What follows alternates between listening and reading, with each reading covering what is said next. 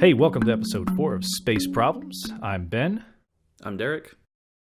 And today we'll be discussing films with dystopian futures. And obviously we won't be able to cover everything today, just probably just some of our favorites. I think we should start with one of the earlier and probably arguably the most impressive film visually out of the films covered in today's topic. And I could probably honestly say the best looking film of the 80s, and that'd be 1982's Blade Runner. Ooh. By Ridley Scott. Right. I mean, who at the time was originally attached to Dune at this time. And imagine if Ridley Scott directed Dune. Oh, man. I know. Dune could have been a completely different movie. But due to his brother's death at the time, he wanted to start working immediately to get his mind off of it. So Dune wasn't going to be ready for production. And so Blade Runner was. And that's what we got. There's a whole nother podcast we could do on the 80s Dune, just because there's actually a huge backstory behind the production of that movie. And then there was the late 90s, early 2000s sci-fi miniseries of Dune, which I'd love to talk about. And then really, and then there's a new version of Dune in the works right now. I heard about the new version. I don't think I heard about. Did you say there was a TV show? It was basically a TV miniseries done by Sci-Fi Channel, which I know sounds horrible just by itself. Like, oh, a TV miniseries by Sci-Fi Channel. Like, why? Yes, tell me more. Yeah, the mark of quality. But this one was actually quite good. Like I mean, it wasn't amazing, but it's interesting because I feel like if you'd have taken both the miniseries and the movie and kind of like mixed them together, you'd actually have a pretty faithful adaptation as far as content goes. I mean, I definitely wouldn't mix those two together for, film-wise. But as far as being faithful to the book, each one does certain elements better than the other. Really? I've read the book. I had a coworker from work let me borrow the book. And I remember I had to read it, or each page probably 2 or 3 times at the beginning, because they threw out so much terminology and so many, unfamiliar terminology and unfamiliar names that it took a while for me to start grasping. But I really did enjoy the book. The movie, however, not so much. I can't imagine why. But again, we could save that for another episode. Yeah, we'll talk about that on another one. But that's a very interesting tidbit there. I didn't know he was actually considered for Dune. Yes, yeah, and he would have been, but Dune wasn't ready to go, and Blade Runner was after his brother's death. But yes, Blade Runner, visually probably one of my favorite films of the 80s. Although I'm not absolutely. It's probably the best miniatures I've ever seen. Miniatures and the optical effects, they still hold up today. Especially if you get the 25th anniversary edition on Blu-ray, it's absolutely gorgeous. Yeah, I actually rewatched it recently, that very edition on Blu-ray, and there's so many scenes where my jaw is just hitting the floor. I couldn't believe how well it held up by today's standards.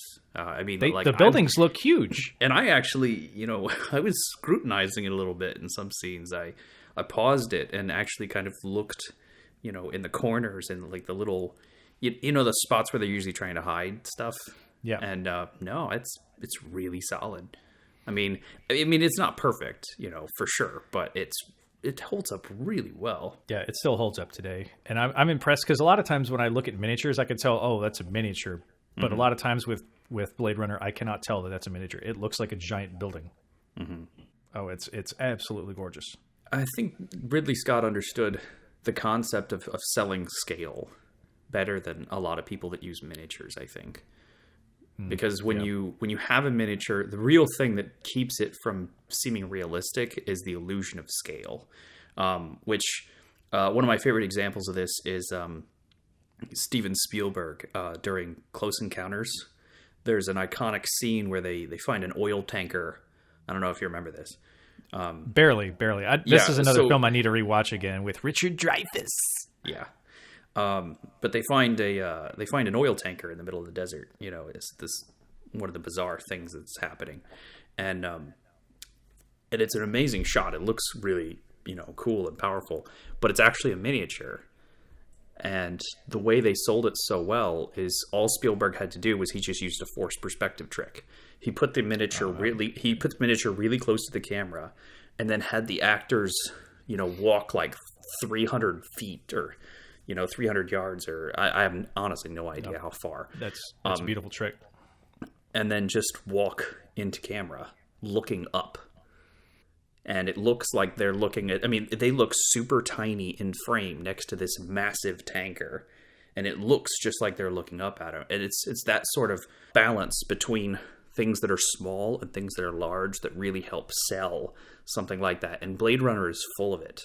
Every shot that is big and grandiose, they do these little things to constantly give you an idea of how just massive the scale of these things are. Right. And not just with the miniatures and the optical effects, but even when when you go inside and in an interior, like the lighting is beautiful, and every room seems to be decorated. It has so much detail in every bit of the frame. The whole movie's like a fucking painting, dude. It's awesome. It is. Like it's visually so beautiful to look at. I forgive most of the pacing issues that I have with it and with the script, because it is just beautiful. Yeah, I don't know. I think I'm one of the people that enjoy the movie a little more than others. I don't actually feel like it has many pacing issues. I feel like it runs a little slow by today's standards, but I don't mind. I actually like the fact that it's slow. Yeah, no, I'm in agreement with you there. But I forgive it for the minor issues that it has because it's so beautiful. Don't get me I'm wrong. not saying it's not a perfect perfect film. But it's so damn close. I love the fact that it is the closest thing I have seen in the modern era to a true film noir, in terms of it has all of the major marks of a film noir and all of the things that make them great. But the best part about it is that it's not overtly doing so. Like people think film noir and they instantly think of black and white and really, really strong contrast and harsh shadows. And they always think of the old movies, the old film noirs. Right. And a lot of people would classify Blade Runner as a neo-noir if you want to get technical, but I honestly don't think that that's necessary. It's still a film noir. It fits all the criteria.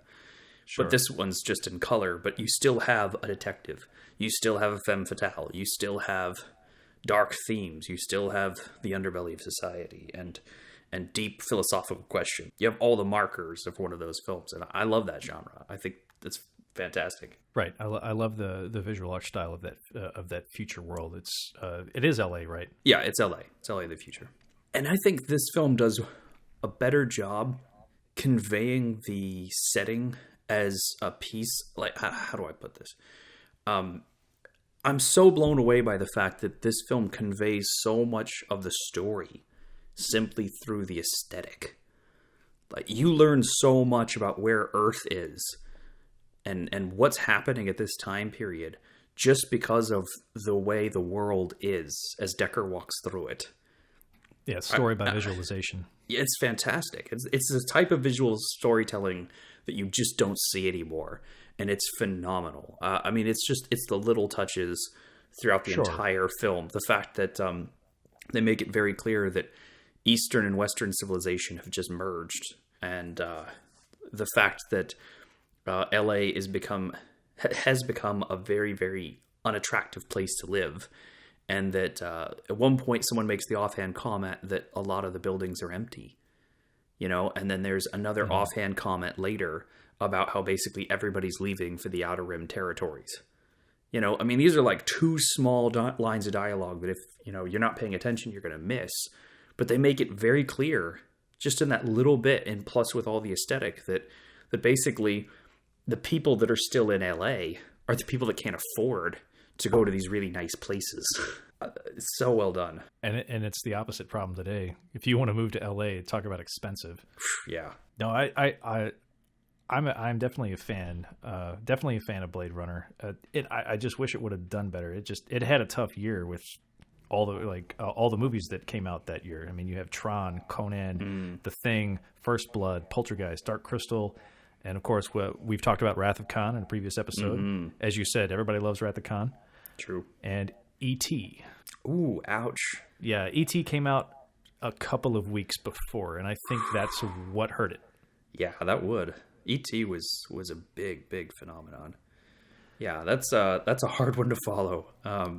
Well, people were so impressed with E.T., It was one of those films that you went to see multiple times, and you come out 2 weeks after E.T. Yeah. I think that's going to put a big dent in your profits. Well, and not to mention the fact that,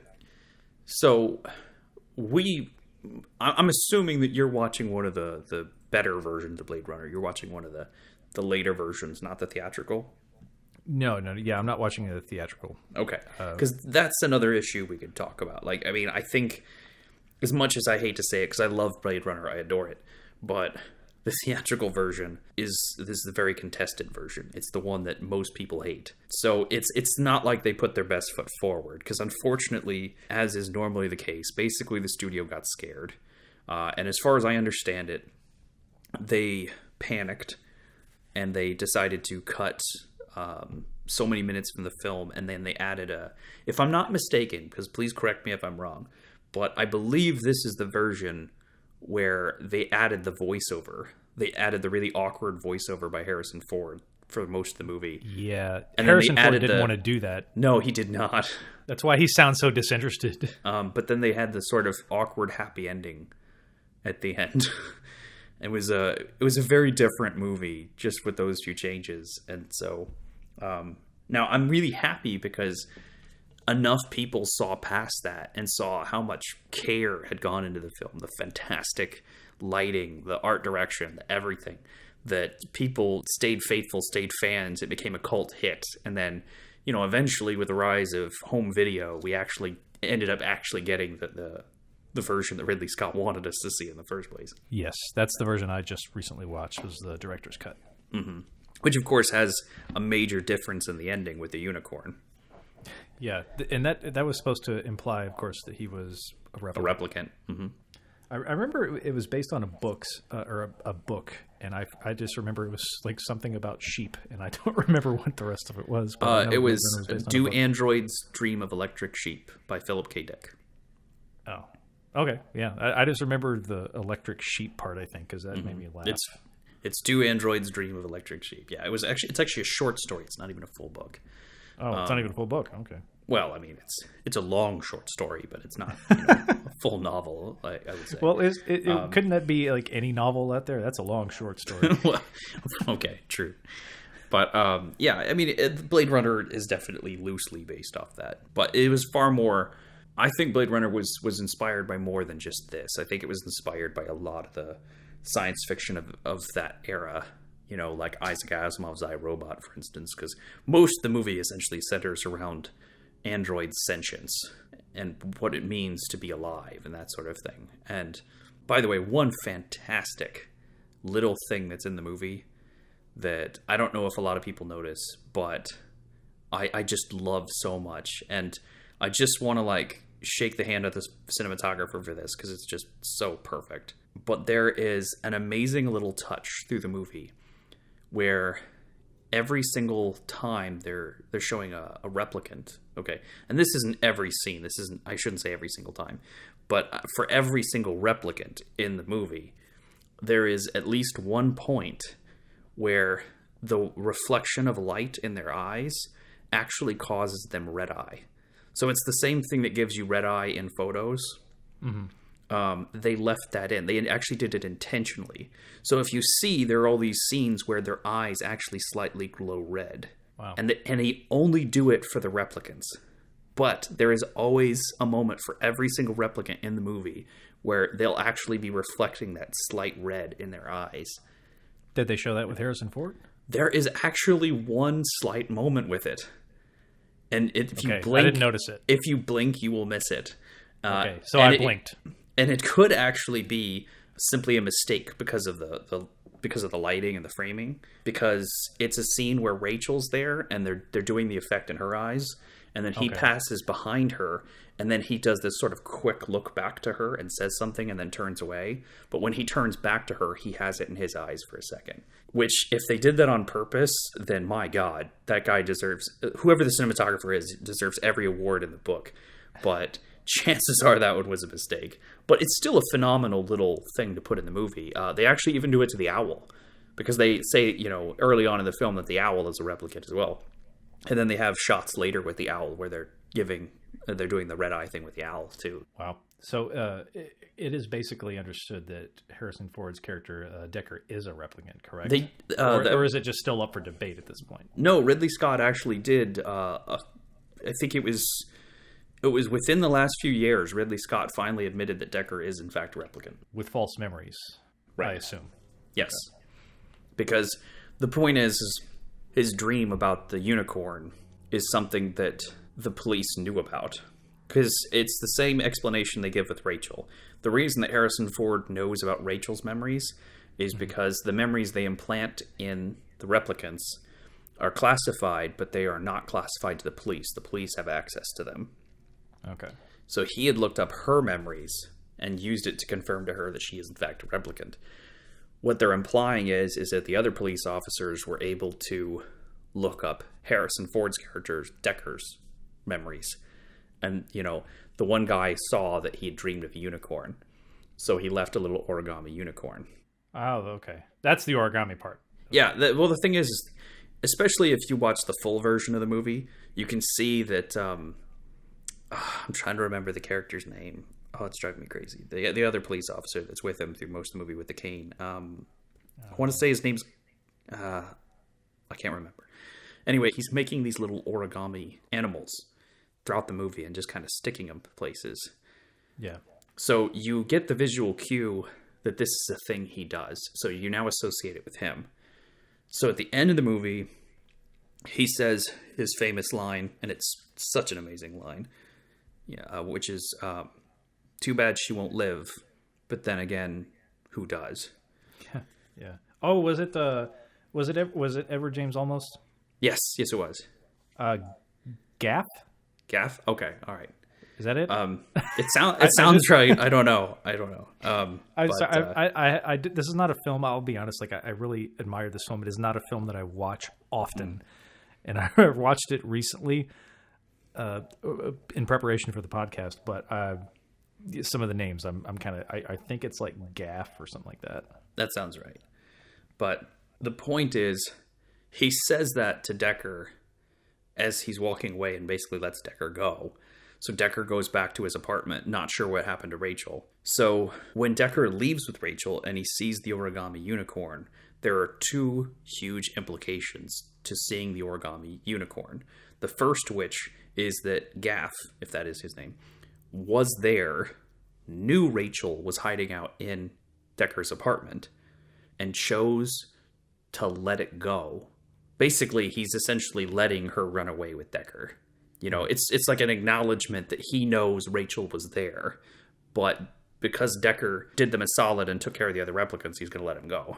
So that's the first implication. The second implication is that it's a unicorn, which means he knows that Harrison Ford dreams of unicorns, and the only way he can know that is if they're implanted memories, thus right. Replicant. Gotcha, yeah. So what did you... okay, so we've discussed the miniatures and everything. And, I love the pyramids, by the way. I actually really loved the aesthetic of the fact that they kind of modeled the company after, like, the pharaohs of Egypt. And even, his... Tyrell? Shoot. I really need to look this up. The lead scientist, he'd modeled his rooms even to kind of evoke the ancient Egypt aesthetic, which I thought was rather interesting. I can see that with some of the huge... I personally saw, when I was looking at that building, LV-426 and the reactor, because of the shape of it initially. Mm-hmm.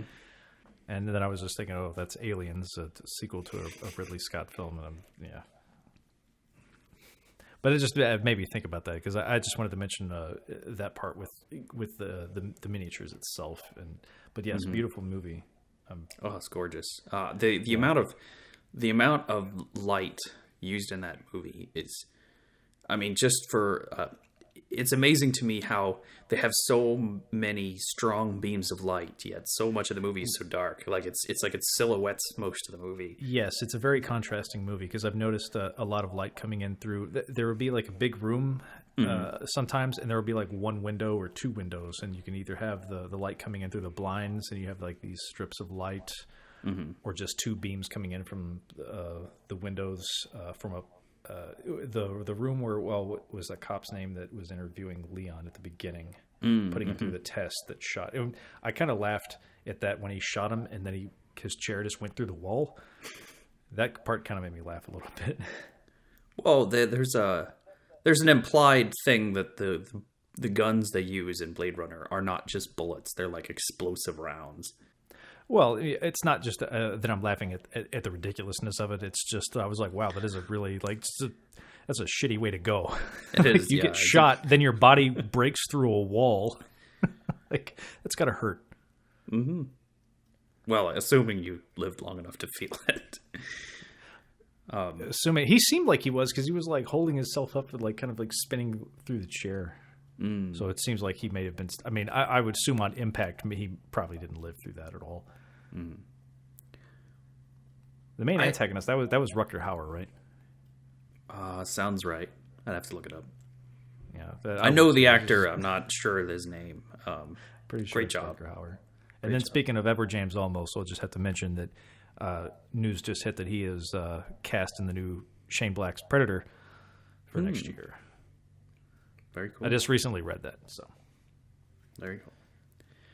And I did notice, I have to mention one more thing that I did notice while watching it. Not that this matters any bit, but I noticed that Zora, her incept date, which I assume is their date that they were born. Yes. Was actually June 12th of last year. June 12th, 2016. That's actually my wife's birthday. It was on June 12th. I just noticed that and I was like, oh, that's funny. Just had to mention that.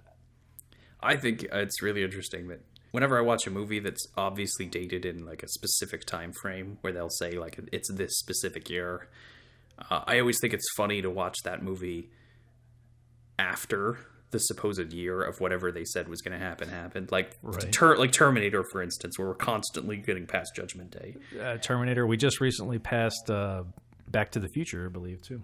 And now Blade Runner, because Blade Runner, I think it's 2019 is when it actually takes place. But the point is we're not getting there in 2 years. In 2 years, we're not going to get to where Blade Runner was. That's not going to happen. But it's fun to speculate, and it's fun to do this sort of thing with movies to sort of be like, hey, how many years is it going to take us to get to some of the things that we're speculating on. Well, I'm surprised still at how well the visuals have held up in today's standards. I mean, there's still some hokey shots, but I mean, even nowadays, I would almost say like this is a pretty decent, quality movie or visual wise for the budget. As far as visuals goes, this movie was way ahead of its time.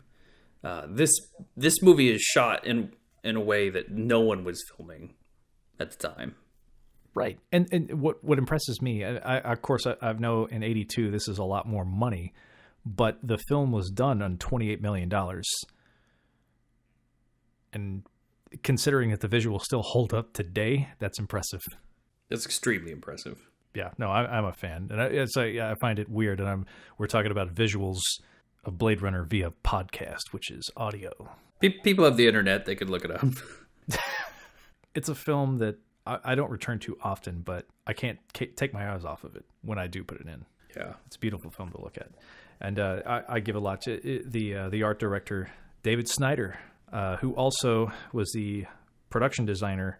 He also worked on Super Mario Brothers, the movie, but we're not going to talk about that. Oh my goodness. Oh, that poor man. But he was also the production designer on one of my other favorite movies with a dystopian future, and that is Demolition Man from 1993 of San Angeles, which I believe would be Los Angeles and San Diego. I can only imagine. Probably merging after so many years. Sure, I kind of would consider that. Sure. I just have one question. Did you say $23 million? 28, I think. 28 for Blade Runner, I believe. Okay, because I have a calculator up here calculating the difference from $1982 to today. And in today's money, that would be $72 million. That's actually still very respectable. That's still very respectable for what you can do with it. Because I know 2012's Dredd was like $40 million, and Deadpool February of 2016 was 50 million, and both of those were, of course, fairly low budget for what, in considering what films are today. But yeah, that's still a modest budget, especially when you consider the scope, as we discussed in previous episodes. The scope of Blade Runner, and in 1982, $28 million, and what they've accomplished was awesome. Definitely, and as far as dystopian futures goes, it's such a it's like the bar for a lot of things. They did such a good job setting such a high standard for what this sort of cyberpunk future should look like and feel like. It's been emulated by so many different films and TV shows and everything through the years, because honestly, why wouldn't you? You know, I mean, like, you know, once it's done so well, like, you know, if it ain't broke, don't fix it. But they did such a very good job of showing a future that is very, very possible, but is not necessarily something that you want. Right. Well, they expanded on scale more than they did with technology that I noticed, because nothing in there other than the giant buildings and maybe the flying cars, like nothing in Blade Runner seems too far-fetched. Mm-hmm. And I love the fact that so much of it is just based on the logical place we would go with genetics. Like, once you got to the point where you could manipulate genetics to the degree that we eventually will be able to, it opens up a lot of philosophical questions and doors to a lot of debates about as far as how far do you go. If you can just go into a store and say, hey, I don't like my eye color. Can I have a different shade? Maybe I want green eyes instead of brown eyes or something like that. They can literally take your DNA and then grow you new eyes based on the color that you want, and then just transplant it, that sort of thing. I want mood-changing eyes. Well, you know, but those implications are all in Blade Runner. You know, the idea that they can engineer, you know, these things for people. It's not necessarily a good place to live, you know, like LA is super, super polluted. It's dingy. It's not a good place to be. Most people have just abandoned it, and they're now just going off to live in these pristine new colonies somewhere out in space. Well, I like too, when you're shown cityscapes and you see a lot of fire and smoke, it doesn't seem that they've moved past fossil fuels at all. They still use fossil fuels. It's still polluted. It's very dirty. It's very grimy. It's not a picture perfect, like utopia-esque aesthetic to it at all. It's very used. It's very worn. Mm-hmm. And there's a lot of people just trying to make it, you know, just trying to make a buck. You know, a lot of people just trying to make by in a society like that. And, you know, the obvious thing with the replicants, which is, of course, they cloned these people or designed them, or however you want to put it, strictly to be slaves. You know, all the replicants are essentially slave labor. They designed them on purpose just to go do specific tasks, hard labor. They made some to be assassins. They made some to be, you know, basically anything that is of service. And, you know, like a detective. Exactly. And then they gave them the 4-year lifespan to try to keep them under control, because they intentionally didn't give them emotions. But I thought that was an interesting thing, that the whole movie essentially grapples with, you know, where is the line on that? Like, at what point did they become people? Were they always people? You know, because even though they were genetically engineered, they're still, because what's interesting to me is they're not actually androids. Like, if you pay attention in the movie, I didn't even pick up on this the first few times I watched it, but they do say in the movie that they are flesh and blood, that they're genetically engineered. They're not necessarily androids. They're clones. Yeah, like they're basically just engineered superhumans. Right. At which point, it's really surprising that they were allowed to do this at some point. You know, it really speaks to maybe the corruption got to a point, or you know, their influence got so powerful that basically they just allowed this to happen. Mm-hmm. It's a very unique story to turn back to once in a while. Like, as I said, it's not one of those things or one of those films that I return to on a regular basis. But when I do, it's a very strange trip. Yeah.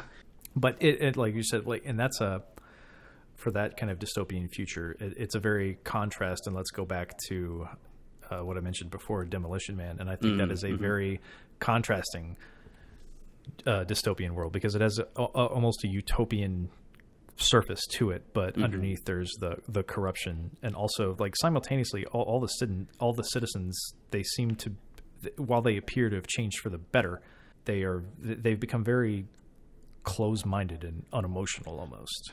I gotta say, I think Demolition Man is incredibly underappreciated. I agree. I can't believe I'm gonna say this about a Stallone movie, but it really is. Like the actual story of Demolition Man and the way it's executed, regardless of how you feel about Stallone, is really good, and it actually tackles some really like complex stuff in a very lighthearted way, which is really like, it's amazing that they found this like sweet spot where they're able to go to an almost ridiculous place but still make such profound points.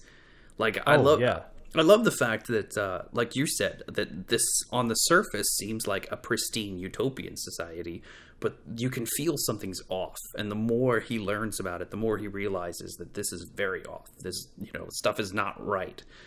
But I love the fact that the people in that society have actually become almost childlike. Like, to what you're saying, like they've actually not necessarily become better people, because they've become somewhat closed-minded, because they're conditioned to think a certain way over time, and because so much is provided for them, and they don't struggle for anything, that they've almost become more like children. Like they're super innocent in things. Yeah.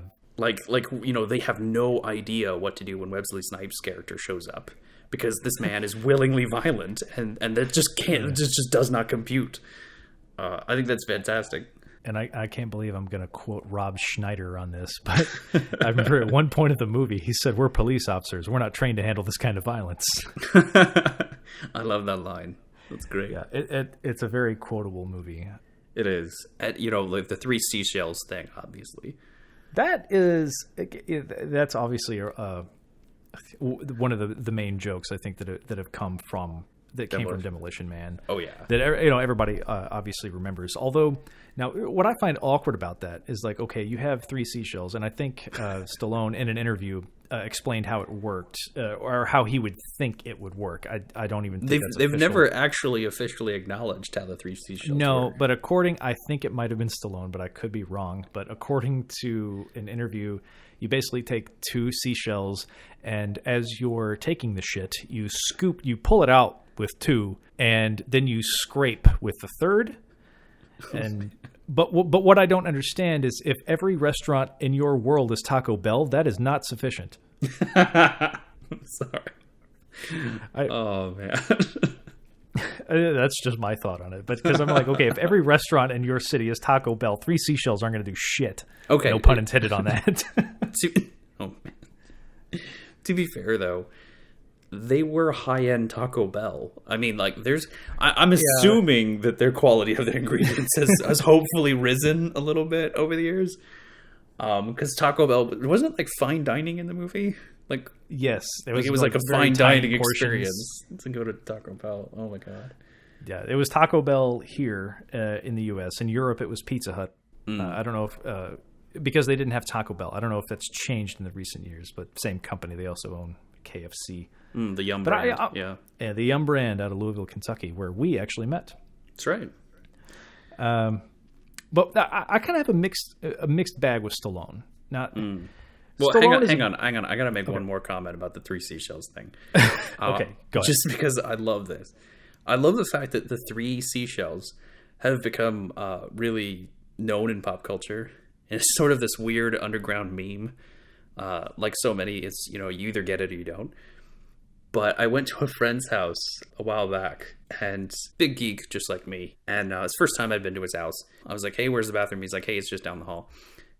Go down there, and I kid you not, on the top of the toilet, he had three seashells, just sitting right there, just three seashells.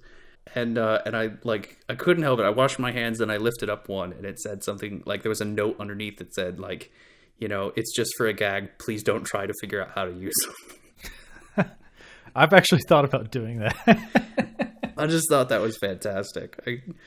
I got such a kick out of that. Oh man, you should have actually just messed with them. I'd like take like some chocolate pudding in there and like put some of that on there and be like, dude, I think I used the three seashells correctly, but you might have to go verify. Oh man, good night everybody.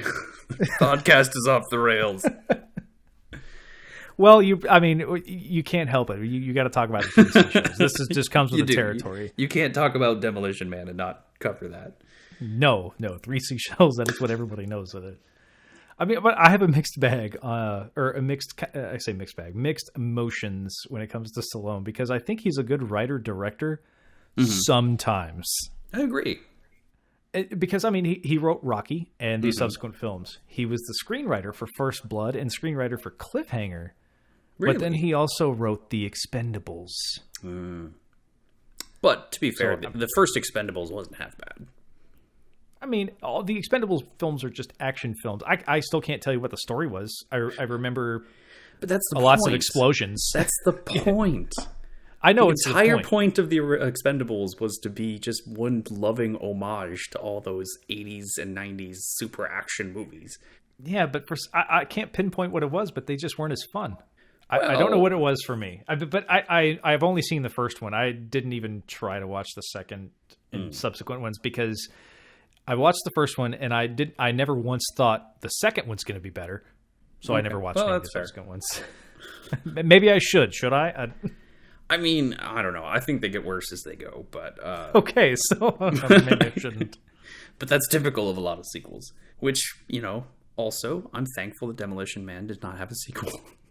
That's a really good standalone movie. Like, just true. It does not need a sequel. Please, if anybody in Hollywood hears this, please, not do it. Please don't do it. Don't get any ideas. Don't get any ideas, please. And don't remake it either. That doesn't mean it's okay to remake it. Just stop. Oh, God. Just it'll be PG-13 and stupid. And oh, I know. It's so bad. I really like the cars. The cars were cool. And Demolition Man. The self-driving, that you can talk to them. And Demolition Man is a very quotable movie. And I love the subtlety of anytime somebody swears, there's an alarm that goes off subtly in the background. And it's never, even in some scenes, right, yeah, and even in some scenes, it's not even acknowledged. It's just, he'll like say something, and then you just hear in the background. Well, that's really good, world sign, though, like just to have like that constant little reminder, I think is great. Because like you said, I think the best thing about it is the fact that, it just happens in the background, and it's like, they don't even acknowledge it. Yeah, the only time it's really acknowledged twice, I think, is the first time with, I believe would be Wesley Snipes when he's trying to type at what looked like a phone booth, I guess, the future. And he was cussing, and then that called the police because he swore enough times for him to come. And then the other time was the three seashells joke when Stallone then just walks up to the machine and starts swearing up a storm just so he can get all those citations to go wipe his ass with. So only really twice it was kind of brought up. And, that's true. Yeah. I love, and of course, Sandra Bullock, this was like her first big budget film. Oh, and was it? Really? Yeah, it was her first big budget film. I don't think it was her first film, but I'm pretty sure it was her first big budget film. And then she went on from here to do Speed, and my wife's a fan of The Net as well. And I know like Demolition Man was considered a success. And then when I was looking up other films that came out that year, I noticed Last Action Hero came out this year. And this is almost like the Burger King McDonald's. It's like, okay, you have Stallone, Schwarzenegger. I'm not going to argue which one is McDonald's and which one's Burger King, because that's not the point of the analogy. Well, but also, 1993, really, the top movie to talk about that year is Jurassic Park. There was Jurassic Park and then every other movie that came out that year. Oh, yeah. And Jurassic Park almost just... It spawned... I love Jurassic Park, don't get me wrong. I like the book, I love the movie. But it gets... It almost started... I'd say almost. It started this trend of rip-off dinosaur movies afterwards because it did so well. Yeah. But that always happens anytime there's a major no success. Way you avoid that. But what got me is I noticed when I was looking up other films that came out the same year as Demolition Man, Last Action Hero, also that year, another action movie. And when I was looking at both films' budgets and their profits, they both had almost the same budget and almost the same profit margins. But somehow Demolition Man was considered a success and Last Action Hero was considered a failure. Huh. That's odd. Right. Yeah, I don't know the full story behind that, but personally, I still prefer Demolition Man over Last. I don't mind Last Action Hero. I think it's a good satire on the action genre, and almost in the same way that Demolition Man is like some satire on, because they even mention Schwarzenegger in Demolition Man because he was president. Yeah, they say President Schwarzenegger. Yeah, yeah. Then the Schwarzenegger library. I love, but the thing is it's interesting that Demolition Man still has such a mixed response. I mean, yeah, like you said, it's considered a hit, but at the same time, like if you look at reviews and different things about Demolition Man, like as far as people's opinions goes, it seems like a very mixed bag. A lot of people think it's either really stupid or they love it. And it seems to be a very extreme thing. Like, it seems like I've never met anybody who's just okay with Demolition Man. Like, it seems like it's a very divisive film. But it's a polarized film. You either kind of love it or you hate it. But I think it's whether or not you buy into it. You know, it's like either you buy into the fact that this is a ridiculous satire and it's just going to have fun and go with it, or you don't. True. And I believe the first two acts are much stronger than the third act. I think the third act, it just kind of becomes another action film. But the first two acts are fantastic setups. It's just hard to pay it off, I guess. True. Well, because if it really is just going to be a big action piece in the third act, yeah, that's going to be disappointing. But I did want to confirm your Sandra Bullock thing. I looked it up, and yeah, you are right. This was her more or less breakout role, although most people would still cite Speed. But she did Demolition Man in 1993. She did Speed in 1994. And then did two films in 1995, The Net and While You Were Sleeping, which, While You Were Sleeping, is one of my mother's favorite romantic comedies. Yeah, my wife really likes The Net. She has a copy of The Net. And, of course, Speed. That was where I first, because I'll be honest, I did not see Demolition Man right at 1993. Speed was my first introduction to her. And Speed was that Keanu's breakout hit, or did he do Point Break before that? I think he did Point Break before that. Okay. But you're ignoring the real amazing role from Keanu Reeves, which is Bill and Ted's Excellent Adventure. Well, yeah, the real breakout role for him on that. But I'm saying, I guess, breakout role action-wise, maybe. But I think because of Bill and Ted, he got typecast, especially for that whoa, which he does in almost every movie, including The Matrix. True.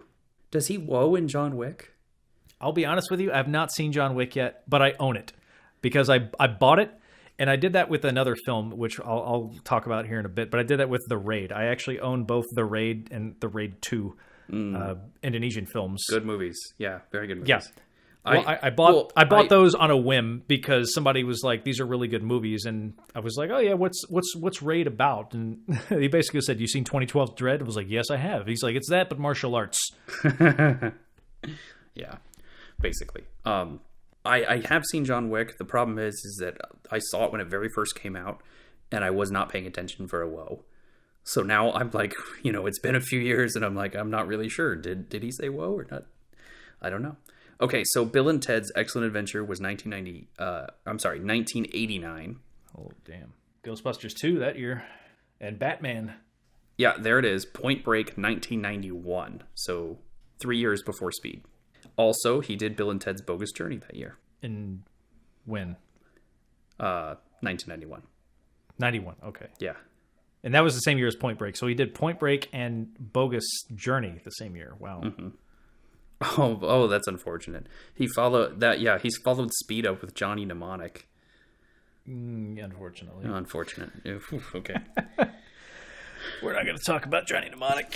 Hey, it is a sci-fi dystopia. It does say that. Let's talk about Johnny. Oh my god! Mnemonic. No. I have to say one thing. One thing, and then we're just gonna walk away from it. Okay. Okay. I love so much the fact that it says, and I'm not even kidding, that the capacity as far as data storage of his brain was 200 megabytes. Not gigabytes, not terabytes, megabytes. So they're literally saying about Keanu Reeves that he has 200 megabytes of storage space in his brain. So basically, whoa is the only thing he can remember. I'm like, oh, I feel so bad. I like Keanu Reeves. I don't mind him. That's just funny. He's been through as a personal life. He's been through a lot of shit. I don't mind him. Honestly, as a person, he's a really cool guy. Like he really is. He's got a lot of good stuff going for him, and yeah. But I'm just saying, I'm personally a fan of Keanu Reeves. I like him. My wife hates him.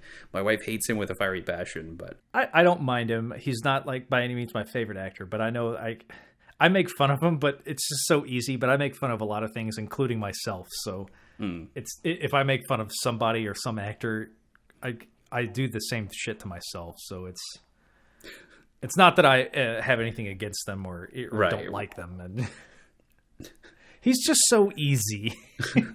Okay, we're walking away from Johnny Mnemonic. We're walking away. So walk away from Johnny Mnemonic. Well, what year was Johnny Mnemonic?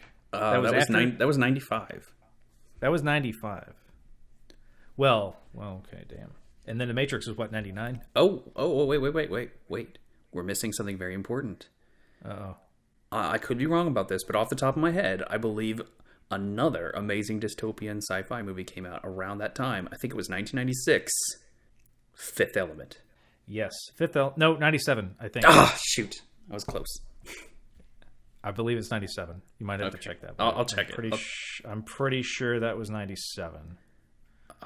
But it's 97. It's 97. I remember. Okay, I think the reason I keep associating this with 1996 is because I still vividly remember the teaser trailer for this. Sure. I'm pretty sure the trailers probably started coming out in 96. Yeah. And we'll touch on 96 a little bit here and Stallone again, because that's when Judge Dredd released. Oh. Also starring Rob Schneider. Do we have to talk about Judge Dredd? Just for a little bit, because I find it funny that Judge Dredd, or not Judge Dredd, because I'm not going to say that Stallone's Judge Dredd, but Stallone is 5'9", and he wore platform boots.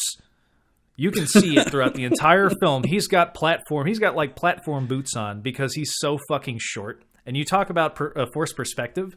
Before, I'm pretty sure that he had people walking behind him to make him seem taller. Wow. I'm not even kidding. And the matte painting at the very end is the only thing. The world that they did of Mega City 1 in Judge Dredd looked convincing, but it was just very surface level convincing because everything else about it was just, I don't know, left a bad taste in my mouth. Really, and it to me felt pretty fake. I gotta be honest. I mean, don't get me wrong. I'm not a fan of Stallone's Judge Dredd. I'm not. Not either. But at the same time, his ego was out on that. Like, you could tell the way he was standing, and like he was like, seemed like sometimes he was like purposely like poking his chest out and like walking. I mean, I know that's I am the law, but I feel like his ego is like in full effect during this movie because I mean, Judge Dredd's never supposed to take off his helmet, but within 15 minutes of the film, he takes off his helmet and never wears it again because he's fucking Stallone. I'm sorry, that's a huge pet peeve of mine. I hate so much when, a character is supposed to wear a helmet all the time or a mask, and then they constantly have them taking it off because, God forbid, we don't see the actor's presser's face for 5 minutes. Like, my respect, I love Hugo Weaving. He's a phenomenal actor, but my respect level for him shot through the roof when I saw V, and they actually had him never take off the mask. Yeah, you never saw his face. Never saw his face. And I'm like, for an actor in Hollywood to be not only okay with that, but to still just give 100% to a movie, that is amazing. We need so much more of that. You got no facial expression from him in that, but that's why he had to act a lot with his, obviously his voice and his hands. He was very expressive. He pulled it off. It was amazing. No, I completely agree. You have to make up for the fact that nobody can see your facial expressions. Right. So you have to be a little more animated. Way. Yeah. And we'll come back to it later, but we'll talk later on 2012's Dredd because Carl Urban had to basically act with the lower half of his mouth. Which he did a very good job of. Yes. It was very... I will give one thing to Stallone's Dredd, which is I thought they got the helmet. I think the helmet was more accurate and looked better in general in Stallone's Dredd than the 2012 one. That being said, I still think they should have covered it in dirt. It's just way too shiny. Like they should at least grime it a little bit. Well, it didn't look used. I mean, if they're supposed to be judge, jury, executioner and see combat on a daily basis, everything looked a little too shiny. Yeah, I mean, it totally I was, liked about, but I'm saying, like, that is my biggest complaint about the Dredd from 2012. I just can't stand their version of the helmet. It just looks like a big bucket, and it just bugs me. Well, I get what you're saying, and I totally understand. Dredd was drawn by several different artists, and there's kind of different depictions of him now. And that Dredd, I believe, in 2012 was kind of the earlier... and Dredd in the early years, this was just like a day in the life of Dredd. And right. I like the fact that he didn't have those giant shoulder... Yeah. The shoulders, the shoulder armor, whatever those things are. Yeah. I mean, I know that was in the comics, but realistically, if you are a tactical badass judge, you need to be lean and your armor needs to be bulletproof. Mm-hmm. You need to look the part, and I think he looked the part more. I can see where you're going with the helmet, but the helmet didn't bother me so much. It's just it's just so large. I think part of what bugs me is that it felt so wide. I just wanted a helmet that fit the head better, because it really does look like someone just put a bucket on there and just cut the pieces out. I'm sorry, it's just a personal preference. It just bugs me. I'm sure it wasn't comfortable, and that's probably why. At the same time, like Stallone probably said, "I want him to see my face," and I'm sure it wasn't comfortable or easy to act in, especially because that would have meant that Stallone would have had to act with just the bottom half of his face, and already the full cover of his face probably doesn't lend that much to acting.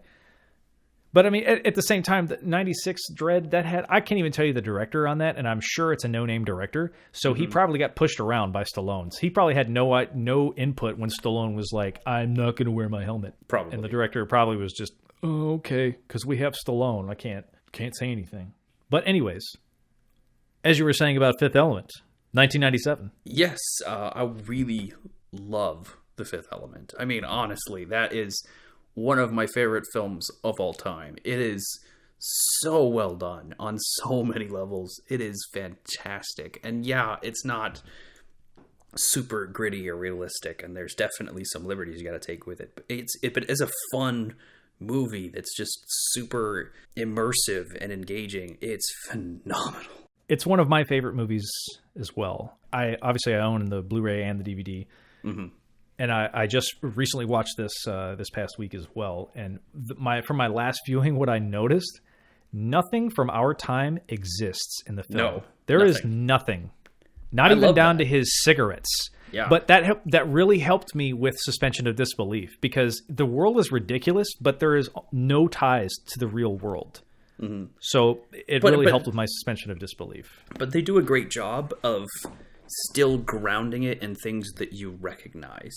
Like, I love the fact that, like you said, there's nothing of our world in there, but the things they have instead very clearly associate with things that we're familiar with.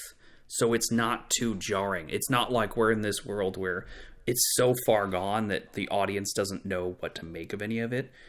They still have the things we do. They just have better versions of them, which I think is great. Right.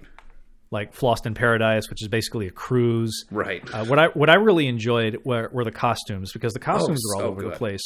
But the costumes defied the gender norms. That's true. You had men wearing feminine clothes. You had women wearing more masculine clothes. Like there were no genders when it came to the clothing. And so I really love the costumes in the film.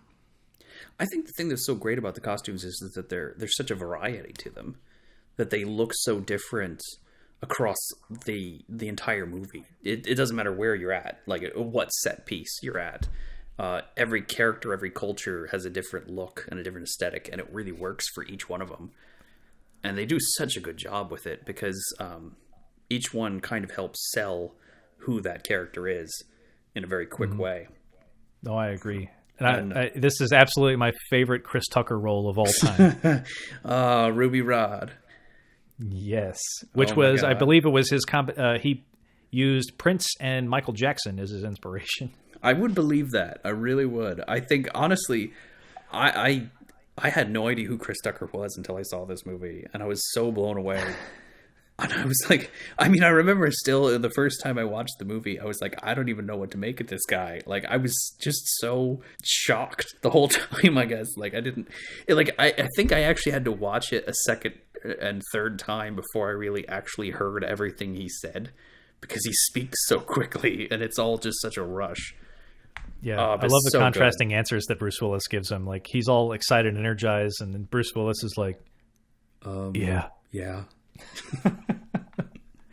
But the film also has one of my favorite actors in it of all time, and it's not Mila Jovovich, sorry, but Gary Oldman.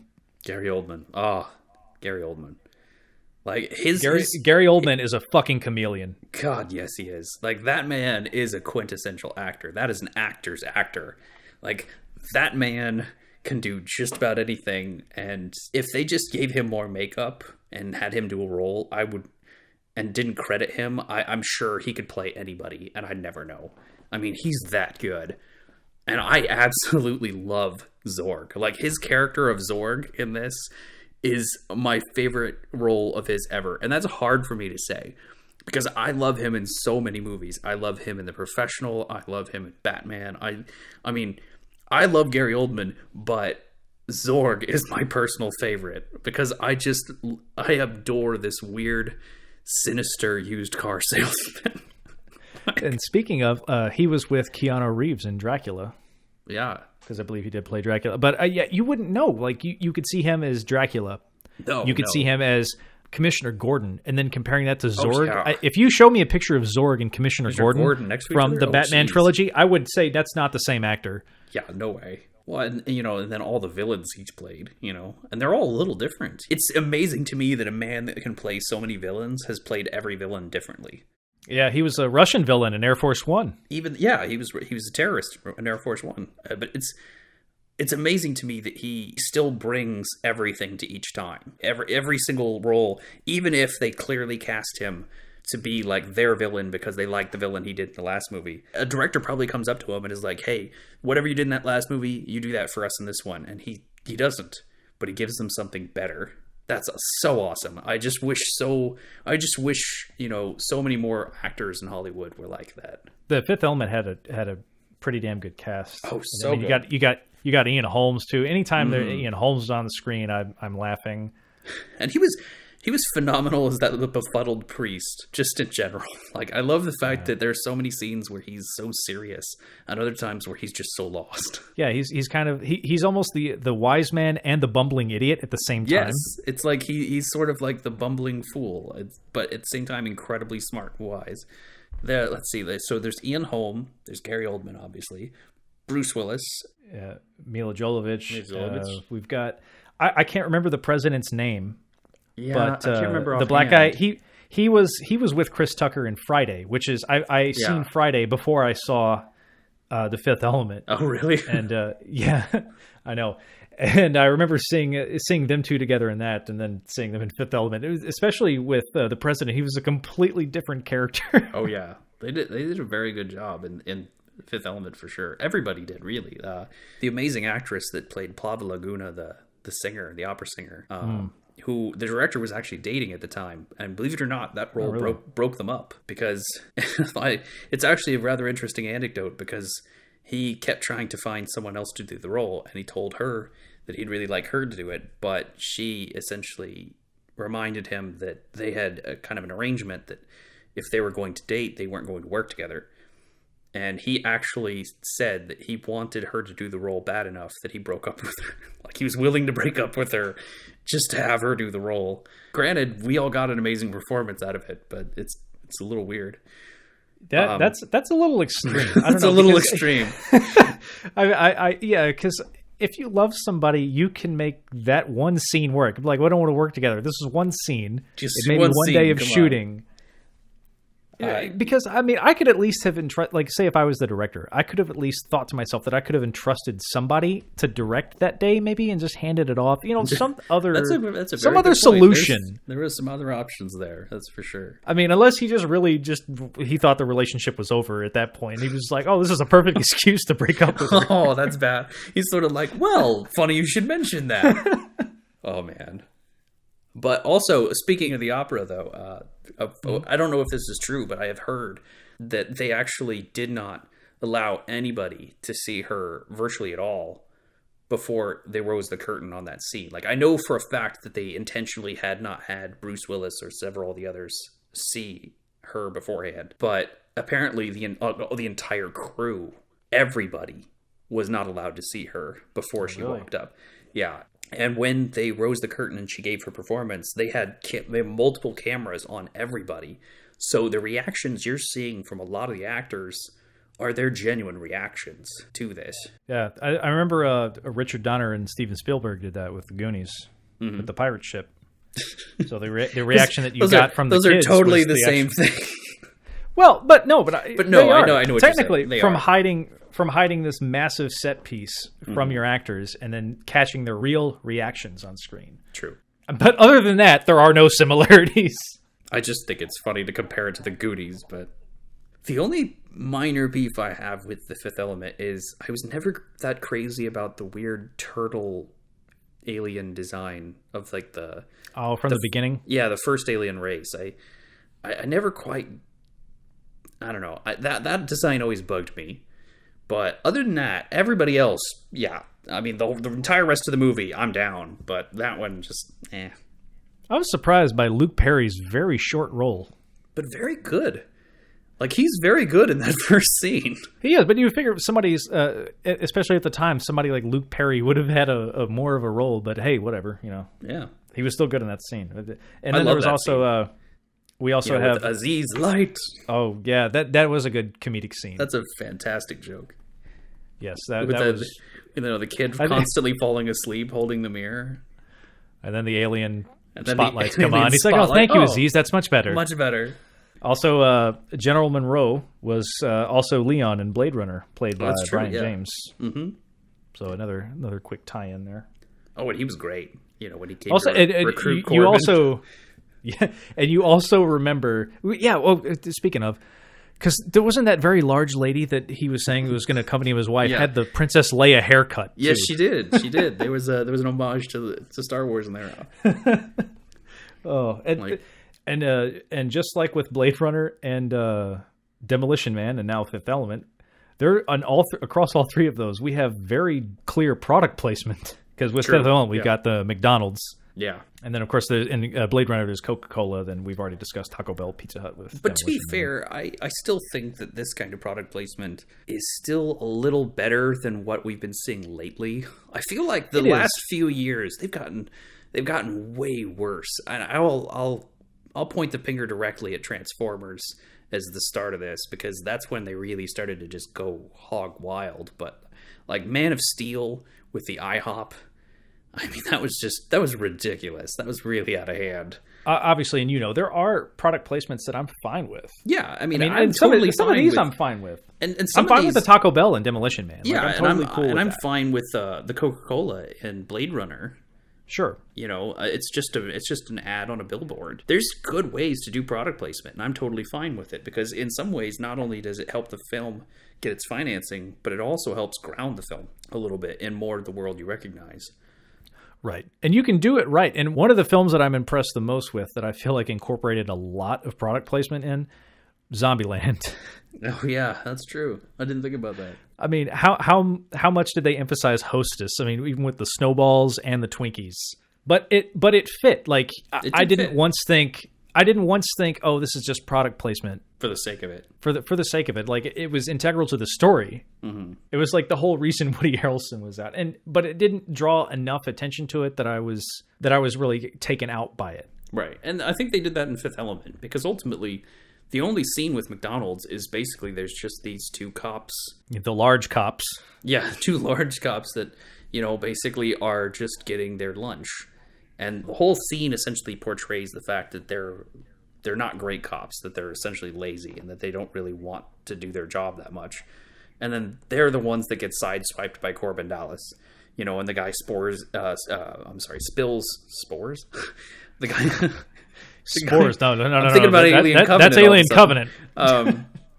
No, but the guy spills his Coke all over his thing, and then they start chasing him. I said I don't mind that. I thought that was really well done. I thought he did a very good job. Sure. And the drive-through, that giant like billboard, it almost seemed the same as the Coca-Cola sign in Blade Runner. It almost seemed like the same exact thing. Yeah. In contrast, like I feel like the worlds are very similar between The Fifth Element and Blade Runner. Like when you talk about scope, but what's interesting about the Fifth Element's a lot brighter. Yeah, what's interesting about the Fifth Element's world, though, is, and this is why it's an interesting thing to still call it a dystopia, because it is still a dystopia, but it's a really interesting choice that they still chose to make it so bright. Like, they still made it something where, you know, like, there's still a lot of daylight, and there's a lot of scenes that are very bright and almost happy, but it's very clear from just the whole movie that this is not a pleasant place to be. The future is dirty. There's, you know, like the development has gotten out of hand, you know, like this is this giant mega city. Like there's that offhand comment when they go to get on the plane where she says, I'm sorry about, you know, this, you know, and they're like, well, sorry about what? And she goes, oh, the trash. Like she's just saying it as an offhand comment, like they haven't taken out the trash yet. But when she points, the entire back wall of this insanely long area is just mounds and mounds and mounds of trash. That was the airport. That was the airport. I feel like that's a stab at the transportation industry because all airports are trash. Probably was, but my point is they do a lot of really good things to just show how this is still not a great future. Like how powerful Zorg is, for instance, you know, and how influential he is, even though he's, you know, a very unscrupulous businessman. Right. And from what I gather is that they just keep building up because the further you go down, it's gross, destroyed, and it's worse dark. And worse and worse. Yeah. But the further you go up, so I just feel like that they just built up and just ignore the trash problem and just keep building up. And I think that it's kind of a very obvious metaphor for the class system because, you know, like you take Corbin and he's about at the middle. He's right there at about the middle of that building. And it's like, well, he's middle class, you know, like, and, you know, like the people living in the penthouses are probably the stupid rich. I mean, like the stupidly rich, not the stupid rich. And they do a lot of little things like that through the movie that do a very good job of selling just kind of how the future is evolved in a good way. I think, I mean, how the future is involved in a bad way, but they do a good job of showing it. I think the best thing that they did was tie that in with this unspeakable evil that's heading their way. Like, yes, it's a prophecy. Yes, it's destined to come there, regardless. But at the same time, I liked the fact that they had that subtle reminder that it feeds off evil. There's that great line from Ian Holm where he says, you know, evil begets evil. Shooting it will only make it stronger. You know, like where they're kind of implying that the way that society has evolved is now at such a place where this society is actually feeding the monster in a way. Right. And this film also took place in New York, right? Yeah, it's future New York, yeah. Okay. Well, I feel like that's almost like a tie-in with like Ghostbusters 2. Like your hatred is feeding in. It's a little bit like that. To the monster. Which is why some people can't get past that. I know that there are people that don't like The Fifth Element because they feel like it's cheesy. But but that's the point. It's fun. The film knows it's cheesy. It's embracing it. And I don't feel like we get enough movies like that anymore. Like, especially ever since all the reboots started, everything has to be dark and gritty and realistic and grounded. And it's like, can't we just have a fun movie anymore? Like, The Fifth Element is so amazing, well done, and fun. And it's just a good ride. It is. It's a fun ride. And to your point of remakes being dark, gritty, I feel like that was the right direction to go for the 2012 Dredd. A more grounded, realistic. Well, it's Dredd. I mean, like know what fits your storyline. The thing about the Dredd movie is the original Judge Dredd movie with Stallone was trying to be more like Demolition Man. Like I felt far more like Stallone had a success with Demolition Man and was trying to put that vibe into Dredd. So your original film had the wrong vibe to begin with. It didn't set the proper tone. So it makes a lot of sense for the new Dredd movie to set a darker, grittier tone because it actually lends itself to it. it's closer to the subject matter. But to take things that were fun before and to suck all the fun out of them, like Superman, is not necessarily the best way to go. Which Superman? You talk about Superman Returns? Well, I'm talking about Superman in general, because we went from Christopher Reeves, which was a fun, uplifting, lighthearted Superman, which is in line with who Superman is, and then we end up at Man of Steel, where Superman is like letting hundreds and thousands of people die as he like doesn't even try to get the fight out of the city, doesn't save anybody, and ends up murdering Zod at the end. Yeah, well, it's like, look, you can go a little more serious, but seriously, that's not even Superman anymore. DC doesn't know what they're doing, I don't think, anymore. So, well, we won't get into that. That's a whole. Not a superhero podcast. If you'd like to see us do a superhero podcast, let us know. I don't know what we would call that. Super problems? Cape problems? Yeah. No capes. Yeah, no capes. We'll figure it out. But I don't know. I mean, I feel like the only thing I can say about Fifth Element is I'm just going to sit here and gush about it, because like it's just. I love it too, man. I will say that it has one of my favorite editing techniques ever, and I know some people actually don't like it because they think it's like a cop out or something. But I absolutely love the fact that there's 2 times in particular in this movie where it does this, but it links scenes together through editing in just a beautiful way. Like the first time it does it is when Zord gets the case from the mercenaries. So he sent the mercenaries off to shoot down the ship and to try to get the Fifth Element back. And with the stones, so the mercenaries show up and they have the case with the stones, and basically he goes over and he opens up the case and he closes it and he says, "This case is empty." And then it cuts back and suddenly you have a conversation with the priest and right. Yeah, I remember that cut, because he's like, "This case is empty." Then it cuts to Mila Jovovich laughing. Yeah, and then he said, Ian Holm. And Ian Holm says, "Empty," and it's back to Gary Oldman. Empty is in the opposite of full. Right. Well, that's great, because you're covering 2 conversations with one. Yeah, and then he says, "Anyone care to explain?" And then we cut back to Mila Jovovich with this long explanation for the whole thing. So they're doing this amazing job of tying these 2 scenes together and covering so much ground in a way that's not only clever, but funny and informative. And they do this trick again toward the end with the finale. And, it's just so good. I mean, I don't see that happening enough in filmmaking, where you try to do these sort of clever tricks to... But right. I feel and like... you can still abuse that technique. But I feel, yes, you definitely can. But I also feel that it's out of place in a serious film. Like, if you did that in a serious film, people wouldn't like it. It lends itself to comedy. Sure. Yeah, it's a comedy edit, because it's comedy timing, like with right. the edits. Like when he asked the question, not asked the question, what he said, like, "This case is empty." And like as soon as that is like cuts to her laughing, like just that comedic timing of the edits. Right. And specifically when the second, punchline where he said the setup, "Empty," is in the, or no, where he says, "Anyone care to explain?" And then it instantly cuts back to her explaining. I'm not going to try to imitate the voices. It's like, "I need a case with 4 stones in it. Not 1, not 2, not 3, but 4. We're warriors. I remember that. Not merchants. But you can still count. I love that, because at the end when he's like when he starts talking about what I love, a cold killer. He's like, a real cold killer would have asked about the little red button at the bottom of a gun. I love that. I love that monologue so much, where he's like, "I don't like warriors. Fight for stupid causes." Like, this whole thing. He's like, "But tell me what I do love. A killer. Cold-blooded, methodical, and thorough." I love how he's just smoking when it blows up. Like that. That was a great shot. It's a phenomenal shot. And what's really amazing is that out of all of the props throughout film history from iconic films, the prop replica community, and there is a very huge prop replica community, by the way. The gun that he sells them, the one that opens up, that's like camo.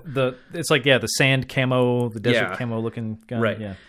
That one apparently is, and this is from what I understand from my friends that are in this community, but apparently that gun is incredibly difficult to do, because... What do you mean do? Like to replicate. Because of the problem is that there's always trade-offs. Because in the movie, they actually used a few different versions of the gun. Like, they made several versions, each one to do specific stuff. And the fans, like, there's some people that are bound and determined to make like a perfect replica of that gun, like as far as making it open the way it opens and do these things, and no one, as far as I know, no one has cracked it yet. And I just think I just looked it up and somebody has. Are you kidding? You will not be surprised who, because this, as of October of last year, and the gun, by the way, is the ZF-1. That's it, the ZF-1. But you will not be surprised when you hear who cracked it in October of last year. Is it Adam Savage? It is Adam Savage. I knew it. I knew if anybody did it, it'd be him.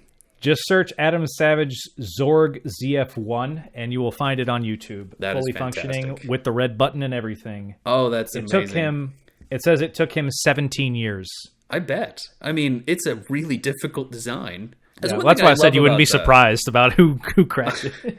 I gotta say, that is one thing I love about the fan community, though. I love the fact that, like, films can cheat, and they often do. Like, they cheat so much as far as, like, creating multiple versions of something and everything else. And the care and time that fans take into lovingly try to make the practical versions of these things is really somebody incredible. Like Adam Savage, talk about, that's a talented fan on top of that. Super talented fan, but also he has a bit of a tendency for obsession that I think is amazing. I mean, like, normally, like, some obsession is not necessarily a great quality. But if you are not familiar with Adam Savage from formerly Mythbusters, great guy, but he is... Oh, do you know him? No. Well, I've met him. This is like, great guy. Well, but I mean, like, I've met him. I know what you mean. Like, I have met him, but it's like I don't know him. You know, like, I met him once. But he is a super nice guy. But he is a very big fan of, like, replica props and all sorts of stuff. But he's very big on making duplicates of things, and he's insanely meticulous. Like, it's not enough for him to have it look like, it could even look identical. Like, you could get something and make it look identical to the one used in the movie, but if it's not the actual bolt, if it doesn't function, he doesn't. Well, no, I'm saying, like, sometimes he actually goes so far as to make sure that he's even sourcing the part from the same manufacturer. He goes super deep down the rabbit hole. I saw him walk around San Diego Comic-Con with the alien, the spacesuit from the first Alien film. Yeah. Because nobody could see his face, and he was really, really hot in that because it was like suffocating in there. But he had it down to the detail. Yeah, and of course nobody knew it was him. Well, his Comic-Con costumes, he used to pride himself in the fact that he'd always, walk around and no one would notice who he was, and he could walk around anonymously. But the problem is his costumes were too good, and that started outing him really fast because he got the reputation for having the most amazing costumes. So, not surprising. Yeah, I mean, his work is great. If you get a chance, check out. There's a great video clip out there where he's talking about his process for replicating the Maltese Falcon from the Humphrey Bogart movie, and that clip is phenomenal because it just explains how deep he goes into the process and how he works, and it's really incredible. But anyway, well, I'm just curious. I have 17 years. I'm like, with that much time and effort put into that particular gun, how much that gun would be worth if you tried to sell it? Because that's a 17-year project. That's almost priceless, I would think. Well, especially if you're a fan, to him it'd be priceless. But I'm just trying to think, if it took you 17 years to make one thing and to sell that one thing, I wouldn't sell the original. I'd make a duplicate and I'd sell that, but I wouldn't sell the original. Well, no, but it's saying he built one, like built this thing from scratch, right? Like building it, like how much that would be. So I just should have did a random thought. Not that I'm like wanting to buy one, because obviously I could not afford it, or I do not have the talent either to build it. Right. Well, getting back on topic, I think the one big thing from Fifth Element that stands out more than most is how good of a job they did with Lilu's character, with Milla Jovovich's character, Lilu, in the film. Because I think what's so great about, not just the fact that the fabled savior of Earth actually ends up being a woman, is the fact that they don't actually take any shortcuts with her. I love the fact that, being superhuman, she does all the natural things that I expect from that character. Right. The very first time you see her, when she wakes, she realizes she's imprisoned. She starts flipping out and speaking in the divine language. and she tries to escape, because she feels like she's trapped and in Well, prison. she doesn't try. She does. She does. She does very well. But my point is, like, all of her decisions follow like a logic that's usually not done in screenwriting. Like, a lot of times they typically take shortcuts, and they're like, oh, well, they didn't do that because of such and such. Moving on. Like, I love the fact that she doesn't, and that she doesn't know English. She speaks this ancient language, and that she only learns it throughout the movie. Like, she starts off not being able to speak a word of it, and then as the movie continues, even at the end of the movie, she's not fluent. She can speak enough, but she's not fluent. Yes. I love that. That's such a great choice. The language, the ancient language, was actually developed by Mila and the director Luc Besson. They would actually write letters to each other in the ancient language.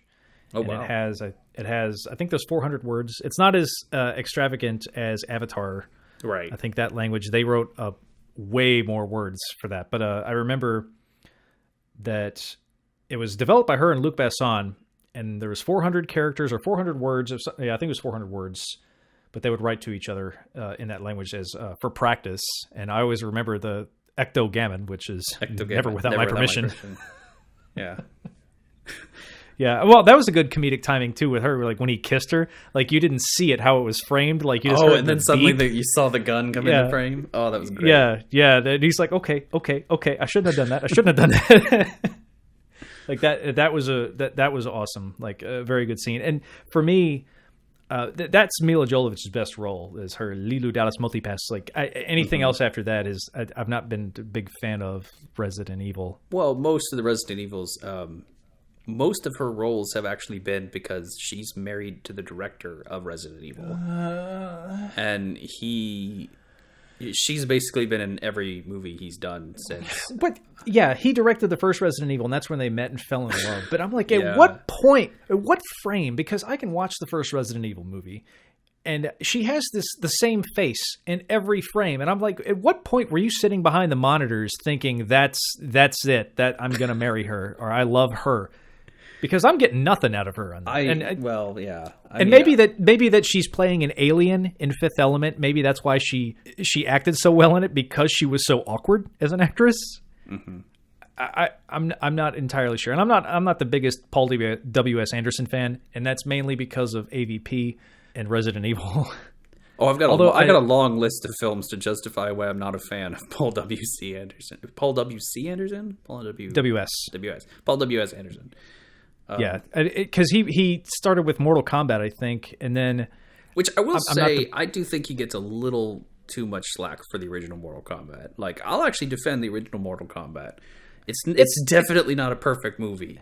It's not a perfect movie, but it's a faithful adaptation at the very least. And it's sad to me that that's one of the most faithful video game to movie adaptations we have. It is, isn't it? And the other films... that I will kind of defend with him are Event Horizon. I actually like Event Horizon with Sam Neill.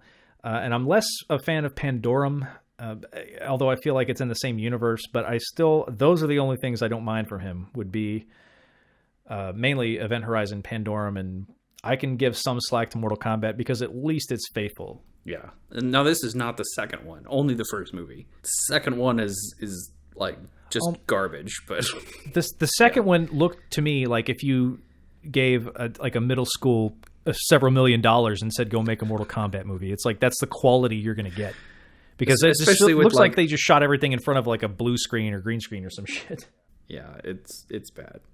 But anyway, Lilu is fantastic in the movie. I think she's really well done in a lot of ways, and Mila Jovovich really brings it in so many scenes. I think, a favorite scene is when I love the fact that she's learning about modern life, like through the computer, like she's basically scrolling through the internet and catching up. And there is that really good scene where she finds out about the history of war and basically starts hating humanity at that point. like that was, she did a really great job in that. So yeah, I mean, overall, just The Fifth Element has so many good things going for it that unless you just can't let go and everything has to be super realistic, I think anybody could enjoy this movie. Yeah, there's nothing realistic about it. Oh, one of my favorite scenes, though, is the guy that has the picture of his hallway on his helmet. So when he looks through the peephole, Yeah. it was like all the technology in the world. You somehow got a picture from his peephole to what the fucking hallway looks like. And then when he answers it, it's like some guy who's like drugged out or something. Yeah, and he's got give me the gun! He's got the gun that has the safety on. Yeah. And he's like, you like it? And then it starts dancing for him. And I'm like, that was such a random fucking scene. But it's still pretty funny. Well, I like when he takes his gun away from him and he like this like little storage unit comes down from his ceiling with a like fucking like 100 guns in it. He just like throws it in there.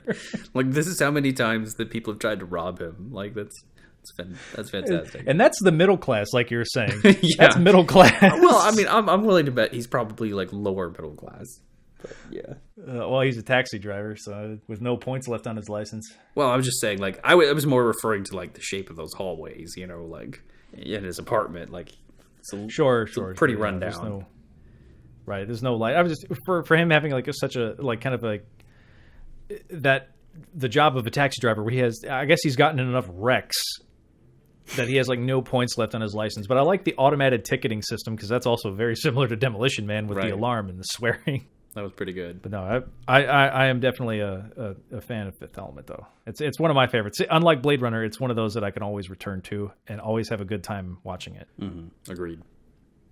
Well, that's going to wrap it up for this episode of Space Problems. For now, I'm Ben. And I'm Derek. We hope to see you next time.